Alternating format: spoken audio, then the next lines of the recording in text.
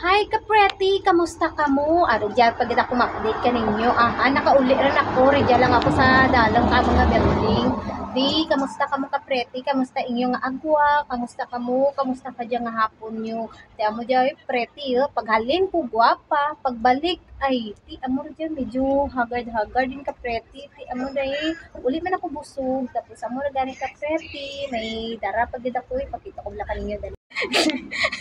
Siya ay kapreti, huray-huray ng kamon nga amiga. Kapreti, may laswa, gidi, hindi kita maano, ginpadaraan gito ko kaakan nga amiga, ay mga, amura aman nga obra, kapo may bilin nga nga dapli, or mga ano dyan, ginapadara, gid ka naman kapreti, kay amon nga amiga, preti, ura rasanda kakaon dito, ti gadayit piyakan nga amiga, ti kamu pa mi ang kapreti, kamusta tinyo ba? Ti amo rin siya ako bawo na kapoy gidi, bots ko pa ate. Kay na paghalin naka-ano, ti ka diyan naka-shorts man ako kapwa mo diyan. Ti ano ba preti? Sige rin preti may lamos ako, maano ko kay maturog may klase sa ruman bay ka preti. Ti aga ta pa mabugtaw sa ruman ti sa ruman ta pagid marites sige preti duro pa ating nga marites sa ruman.